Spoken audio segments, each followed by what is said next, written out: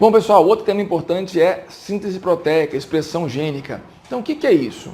Vamos lembrar. Então, a partir do DNA, das informações genéticas, nós produzimos um RNA, processo de transcrição. E se esse RNA for RNA mensageiro, ele vai ser traduzido, vai ser lido pelos ribossomos, processo então de tradução, formação da cadeia polipeptídica. Transcrição mais tradução, síntese proteica. Beleza? Tá. Um aspecto importante é o código genético. Primeira coisa, eu não posso confundir código genético com informação genética e é muito comum isso aparecer nas questões. Então vou analisar o código genético da pessoa. A mutação alterou o código genético. Está errado. Por quê? Código genético é a linguagem do material genético, não é a informação. Então eu e você somos diferentes porque temos informações genéticas diferentes. Temos um genoma diferente. Genoma é a informação genética total do indivíduo ou da espécie. Então, nós não temos códigos genéticos diferentes. O código é um só, que é esse aqui. Quais são, então, as características fundamentais do código genético? Primeiro, ele é tríplice. Então, as palavras na língua do RNA são formadas sempre por 3 letras. Então, cada trinca de bases corresponde a um aminoácido, ok? Bem, sendo assim, existem 64 combinações diferentes, que estão aqui, são as 64 trincas possíveis. Cada trinca vai ter um significado. Cada trinca corresponde a um aminoácido, com exceção dos 3 códons, das 3 trincas, que são trincas de terminação. As demais vão ter sempre um aminoácido correspondente, certo? Segunda característica importante do código genético, ele é universal. Então, ele é igual para todos os seres vivos. Então, não importa se é uma bactéria, se é um protozoário, se é uma planta, se é um animal, o código é o mesmo. Isso quer dizer o seguinte, AUG é a trinca para a metionina. Não importa o ser vivo, sempre que ele lê AUG, ele vai saber o aminoácido que tem que entrar ali é a metionina. Isso torna possível, por exemplo, a produção de organismos transgênicos. Porque se eu transfiro um gene, a informação genética de uma espécie para outra, se essas espécies tivessem códigos diferentes, formas diferentes de interpretar, eu não conseguiria produzir a proteína que eu quero. Ok? Então, o código ser universal é fundamental. Outra característica importante, o código genético é degenerado. Quer dizer o seguinte, um mesmo aminoácido pode ser codificado por mais de uma trinca, mas eu não posso ter uma trinca para mais de um aminoácido. Então, olha só, vamos olhar aqui, Por exemplo, a trinca UUU e a trinca UUC correspondem ao mesmo aminoácido, fenilalanina. Isso não gera confusão. Então, se na leitura foi encontrado UU ou UUC, vai entrar fenilalanina, sem problemas. O que não poderia é uma única trinca equivaler a mais de um aminoácido. Aí daria problema, mas isso não acontece. Tudo bem? Então o código é tríplice, é universal, é degenerado. Tranquilo? Tá. Como é que eu vou ler a tabela de código genético? É bem simples. Eu tenho então, cada uma dessas grandes linhas vai começar com uma letra, com uma base. Aqui todos começam com U, na segunda com C, na terceira com A, na quarta com G. Beleza? Agora eu vou analisar as colunas. A segunda base é que está na coluna. Então, nessa coluna, a segunda base é sempre U. Aqui a segunda base é sempre C, sempre A e G. E em cada célula eu vou ter a sequência U, C, A, G. Então, assim eu encontro a posição. Por exemplo, ACU. Inventei aqui agora, ACU, está aqui. É a tirosina. Tudo bem? Você não tem que decorar a tabela, claro, vai ter que saber usar a tabela na hora da prova. Tem 4 trincas que você tem que decorar. Quais são elas? A U, G, porque essa trinca corresponde ao chamado códon de início. É a trinca que vai marcar o início efetivo da síntese proteica. E as 3 trincas de terminação, o AA, o AG e o GA. Indicam o final do processo de tradução. Beleza? Então, Vamos falar agora da transcrição em detalhes. Então tá aqui, ó. A transcrição é a produção do RNA a partir do DNA. Sempre vai ter uma região que vai ser transcrita precedida de uma região promotora. Então, o promotor não é transcrito, mas é fundamental para a transcrição. Então, a enzima que atua aqui se chama RNA polimerase e ela funciona sozinha, dá conta de tudo. Então, é uma única enzima. Ela se encaixa na região promotora, começa a ler o DNA, respeitando aquela regra. Ela sempre lê de 3 para 5, porque a molécula de RNA que vai ser montada no sentido 5 linha, 3 linha. Então, a fita que vai ser lida é a que está de 3 para 5 para montar o RNA mensageiro, respeitando o pareamento. Então, se aqui tem adenina, vai entrar a uracila. Importante lembrar, RNA não tem timina, tem uracila. Aí, timina, adenina, guanina, citosina e por aí vai. Então, a RNA polimerase encaixa aqui numa ponta, vai transcrevendo e monta o RNA. Ao final da transcrição, eu vou ter então o RNA transcrito. Se fosse um procarionte, esse RNA transcrito já poderia ser traduzido porque ele não tem nenhuma informação a ser removida. Agora, em eucariontes, não. Em eucariontes, vai ser necessário fazer um processo que a gente chama de splicing. O que é o splicing? É a remoção das sequências não codificantes dos introns para que haja união dos exons. Então, o RNA transcrito em eucarionte possui introns e exons. Introns são regiões não codificantes, têm que ser removidas.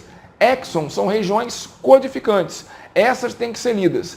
A remoção dos introns para fazer a união dos exons e, consequentemente, montar o RNA mensageiro final é o processo chamado de splicing. E perceba, ó, para que isso aconteça, temos aqui moléculas chamadas de snRNPs que vão fazer esse complexo e vão cortar e editar o RNA. Beleza? O splicing ocorre ainda no núcleo da célula, de modo que o RNA mensageiro vai sair pronto já do núcleo para o citoplasma, onde vai ser então usado, tá, para ser lido pelo ribossomo para formar a proteína, ok? Então, transcrição, formação do RNA. Ah, no caso, aqui o mensageiro. Se fosse em procarionte, o RNA transcrito já pode ser traduzido. Em eucariontes, não. Vai ser necessária primeiro aqui, ó, a edição do RNA. Então, eu primeiro tenho que fazer um splicing, beleza? Pronto. Agora que o RNA está pronto, montado, o RNA mensageiro, ele vai para o núcleo, ou melhor, vai sair do núcleo, vai para o citoplasma e vai ocorrer o processo de tradução, ok? Então, ó, aqui tem uma imagem muito grande, tá? Ou melhor, muito pequena, porque está muito ampla. Então, vamos ver em pedaços, vamos ver em partes, para entender cada detalhe. Pronto, está aqui, ó. Então, vou começar aqui. Esse é o RNA mensageiro. Quem é que vai ler o RNA mensageiro? O ribossomo. Então, o ribossomo é a organela que tem a função de ler o RNA mensageiro para montar a cadeia polipeptídica. Cada ribossomo é formado por duas partes, duas subunidades, uma menor e uma maior. Então, primeiro, a subunidade menor vai se encaixar aqui. E ela vai deslizar procurando o códon de início. O que é o códon? Códon é uma trinca de bases no RNA mensageiro. Cada trinca é um códon, cada códon corresponde a um aminoácido. Qual é o códon de início? É o códon AUG. Sempre é no códon AUG que o processo vai começar efetivamente a ser executado. Então, quando o ribossomo encontra esse códon de início, tá, vai chegar aqui um RNA transportador. O RNA transportador tem a função de trazer o aminoácido correto. No caso do códon AUG, o aminoácido é a metionina, certo? Mas como é que o ribossomo vai saber que o RNA transportador que chegou é o correto, que trouxe o aminoácido correto? Existe uma senha. Qual é a senha? O anticódon. Então, códon e anticódon têm que ser perfeitamente complementares. Então, se o códon é AUG, o anticódon tem que ser a sequência complementar, portanto, UAC. Tem que haver o encaixe. Se não houver o encaixe, o ribossomo não aceita o RNA transportador, nem o aminoácido, consequentemente. Beleza, encaixou. Quando o primeiro RNA transportador se encaixa, agora vem a outra parte do ribossomo, a subunidade maior do ribossomo. Então, a subunidade maior do ribossomo vai se encaixar aqui. Perceba que tem aqui 3 regiões distintas, 3 sítios nessa subunidade maior. O sítio A, o sítio P e o sítio E. Beleza? Inicialmente, esse RNA transportador está no sítio P. P de proteína, P de peptidil. É aqui que vai estar a proteína em formação. O sítio A está disponível. O sítio A é o local onde vai chegar um novo aminoácido trazido por um outro RNA transportador. Então, se aqui a trinca é UGC, esse é o códon, então o RNA transportador que vai se encaixar aqui tem que ter um anticódon ACG e vai trazer um aminoácido correspondente a esse códon. Bem, eu não sei de cabeça, eu teria que olhar a tabela para saber qual é o aminoácido. Ok? Então vamos lá. Então, vai chegar então um outro RNA transportador. O anticódon é AUC. Vai encaixar aqui. Tá? Bem, aqui essa figura original do livro certamente tem um erro, não é metionina, porque a metionina é só para o códon AUG. Ok? Então vai chegar um outro aminoácido aqui. Quando esse RNA transportador se encaixar aqui, vai ser feita então agora a ligação. Opa, tá aqui, cortei a figura. Então ele se encaixou aqui, beleza? Agora vai ser feita a ligação peptídica. Esses 2 aminoácidos vão ser ligados. Então, com a ligação peptídica, o aminoácido agora vai estar ligado a esse outro, preso a esse RNA transportador. O primeiro RNA transportador agora está sem função, mas ainda está preso. Agora o que acontece? O ribossomo vai se deslocar para a direita no sentido 5', 3', a distância equivalente a uma trinca, assim. Quando ele deslocar para a direita a distância equivalente a um códon, a uma trinca, o RNA transportador que estava no sítio A passou para o sítio P. O que estava no sítio P passou para o sítio E de saída em inglês. Então, tchau, vai embora. Foi. E o sítio A está disponível. O que vai acontecer agora? Um outro RNA transportador, trazendo um outro aminoácido, vai se encaixar aqui. E o processo vai recomeçar. Tá? Eu vou ter o processo que é cíclico. Então, a cada códon chega um outro RNA transportador com outro aminoácido. O ribossomo, então, dá um passinho para a direita, tá? E o processo se repete. Até quando? Até chegar um códon de terminação, que pode ser o AA, o AG ou o UGA. Então, qualquer um desses 3 códons, são os códons de término, vai indicar para o ribossomo que o processo está concluído. A partir desse momento, não vai entrar mais nenhum aminoácido. Não há aminoácido correspondente aos códons de término. Vai se ligar aqui, então, um fator de terminação que vai, então, sinalizar para o ribossomo que o processo está concluído. As 2 subunidades se separam e a cadeia polipeptídica está pronta, beleza? Então, vamos ver de novo aqui, a imagem completa. No começo, só o RNA transportador inicial, com o aminoácido. Depois, a formação do complexo com as 2 subunidades. E aí, a leitura progressiva, até chegar ao códon de término, quando o processo é concluído. Aqui embaixo, então, dá para ver em várias etapas. Tá? Um detalhe interessante. O mesmo RNA mensageiro pode ser lido simultaneamente por vários ribossomos. Qual vai ser a consequência? Isso aqui. Eu vou ter vários ribossomos lendo o mesmo RNA mensageiro, cada um formando uma proteína igual à outra em estágios diferentes. Isso aqui é o que a gente chama de polissomo ou polirribossomo. Qual é a vantagem dessa técnica? É produzir muitas moléculas em menos tempo, aumentar então a efetividade, a produtividade. Beleza?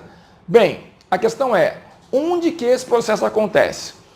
A produção de proteínas ocorre no citosol, mas pode ocorrer por meio de ribossomos livres no citoplasma ou ribossomos aderidos à membrana do retículo. Vamos falar então desse segundo caso. Um ponto importante é o seguinte, pessoal. Toda síntese proteica, toda tradução começa sempre com ribossomos livres no citosol. Ok? Não tem como a célula saber previamente, o ribossomo saber previamente, se aquela proteína é para uso interno ou para exportação. Já falamos sobre isso na aula de retículo, né, e complexo, que proteínas para exportação são produzidas no retículo endoplasmático granuloso. Só que o começo do processo ocorre sempre com o ribossomo livre no citosol. Se a proteína tiver uma pequena sequência específica de aminoácidos, chamada de peptídeo sinal, ela vai ser então endereçada para o retículo endoplasmático. Quem é que vai fazer a intermediação desse processo? Uma partícula chamada partícula de reconhecimento do sinal, partícula chamada de PRS. Então, havendo o peptídeo sinal, a partícula PRS vai se ligar a essa sequência sinal e vai então encaminhar o conjunto para a membrana do retículo. Agora sim o ribossomo vai estar aderido de fato ao retículo e a proteína continua sendo produzida até que ela vai ser jogada totalmente dentro do retículo endoplasmático, ok? Então, importante, a proteína sempre começa a ser montada por ribossomos livres no citosol. Se houver a sequência específica, o peptídeo sinal, ela vai ser então encaminhada para o retículo. Se não houver, o processo segue e é concluído completamente no citosol. Beleza? Bem, então, síntese proteica, pessoal, é um assunto importante, tá? Fundamental, assim, então, dar uma revisada e lembrar, transcrição, tradução em eucariontes. Após a transcrição, vai ocorrer sempre o splicing, que é a remoção dos introns para juntar os exons. E lembrar das características fundamentais do código genético. O código é tríplice, é universal e é degenerado, beleza? Então, bom estudo, mantenha aí o foco, vai dar certo, tá? Boa prova!